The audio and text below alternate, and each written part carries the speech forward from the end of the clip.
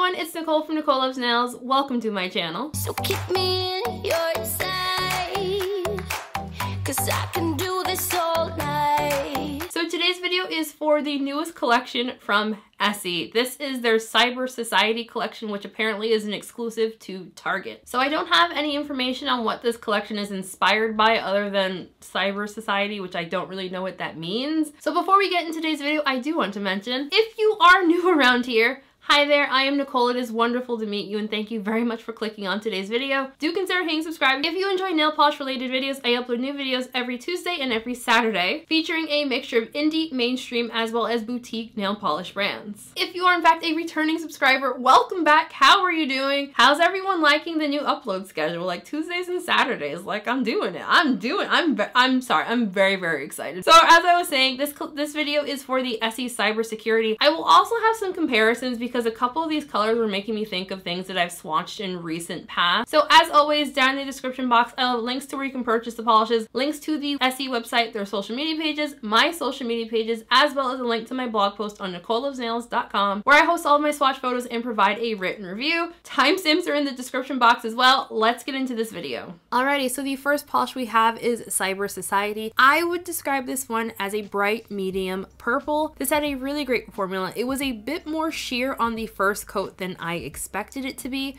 However, I found on my short nails it built up really nicely in 2 coats. One of my longer nails, which my swatch photos are in, I did need a 3rd coat to reach full opacity. This does dry down glossy, but as always, I did add glossy top coat for my full hand swatches. I really love this color. I thought it was absolutely fantastic. It is going to be a 2 to 3 coater depending on application and likely your nail length, and no issues on removal. And coming up, we're going to have some comparisons. I thought for sure this was going to be a dupe for a couple Orly polishes that I had, but they are not dupe. They are similar. This next polish is called Geek Chic. I would describe it as a gray metallic shimmer that has a shimmer that shifts from a blue to purple to pink with gold at extreme angles.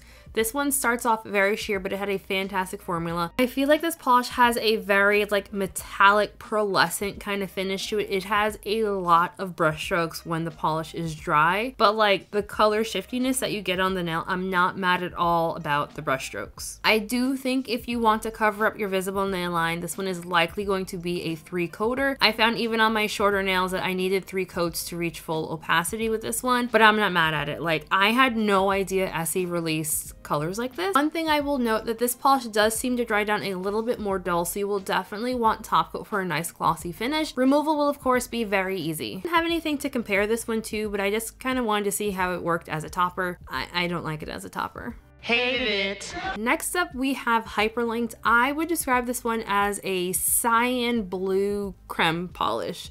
So this one had a fantastic formula. On my longer nails, it was almost a 1 coater. On my short nails, it was definitely a 1 coater. I'll be swatching in 2 coats as per usual. I do want to note, I did find that this polish had a very odd smell.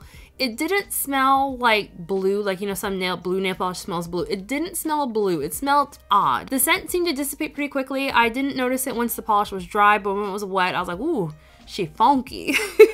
Smell aside, I still really love this color. I thought it was absolutely gorgeous. No issues with staining on this one either. For comparisons, I did pull out Orly's Sky the Limit, which is from the Lisa Frank collection. They're not dupes, but they are very, very close. This next polish is called In Our Domain. I would call it a dusky, darker bubblegum pink shade. This had a really good formula. It was a little bit streaky, a little bit uneven on that first coat. I think it's going to be a 2 to 3 coater depending on how picky you are regarding light spots. I found on my longer nails I definitely needed a 3rd coat to reach like even opacity.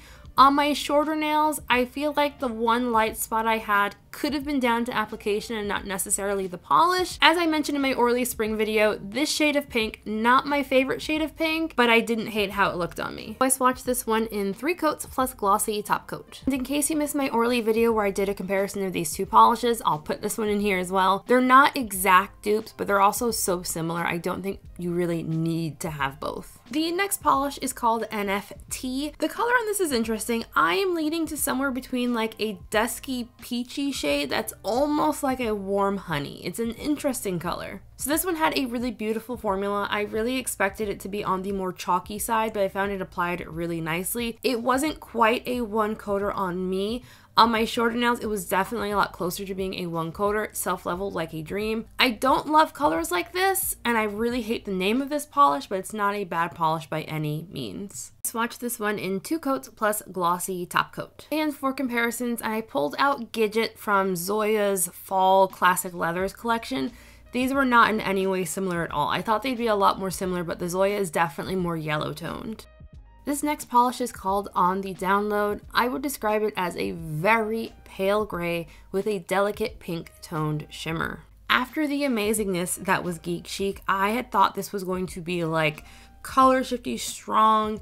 It's a very subtle shimmer. It's like the blink and you miss it kind of shimmer, which is my least favorite of the shimmers. It's pretty, but like I had wanted more and they kind of let me down, so I was a little bit disappointed by this one. It's pretty, it's nice. If you're the kind of person who likes subtle shimmers, like I think you would likely like this polish. Personally, if I'm gonna put a shimmer on, I want like boom in your face shimmer. No, that's just my own personal preference. I don't really do delicate finishes very often. So this is going to be a 2 to 3 coater depending on your nail length and potentially application. And also, if Essie ends up calling this one a white, I would not be surprised at all. It's a very, very pale shade of gray, in my opinion.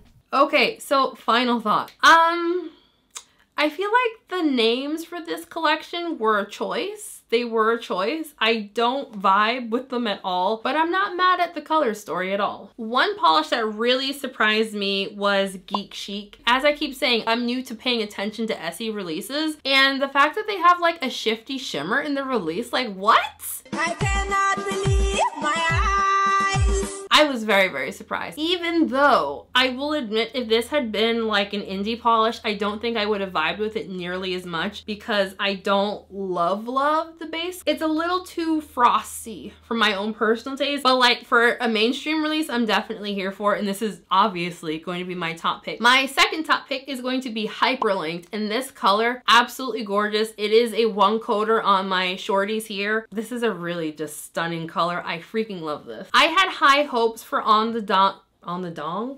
I had high hopes for On the Download. I don't know why I was struggling saying that so much. I had high hopes for this when I saw that there was like a shimmer in here. You don't really get it on the nails as much as I would like, so that's a little bit disappointing. But all in all, I thought this was a really nice collection. If you don't already have similar colors already, I would recommend them because they were all really fantastic. So I would love to know what everyone else thought of this release. Like, what are you thinking? Is it spring? Is it summer? I feel like I wouldn't have been surprised if this was released in the summer, but I kind of feel like since it's popping up in stores now, probably spring. From what I recall of watching Essie reviews in the past, they have set seasonal releases, and then they also release random things throughout the seasons that don't have any correlation to the actual season. So I guess that's what this is. So I would love to know what everyone else saw this release. Like, what do you think of these names? Like I said, they're a choice. They're a choice. I don't love the names, but the colors are really nice. So before we end today's video, I do want to give a very special shout out to my channel members, besties. Thank you all so much for all your love and support. I just really appreciate it. If you would like to join our channel memberships, I will have a link for that in the description box. If not, that's fine too. Just hit subscribe and like the video and we are golden. So everyone else, thank you very much for watching today's video. I hope you enjoyed it. I'd love to know all of your thoughts and opinions on this collection. Thanks again for watching. Hope everyone has a fantastic weekend, and I'll see you on the next one.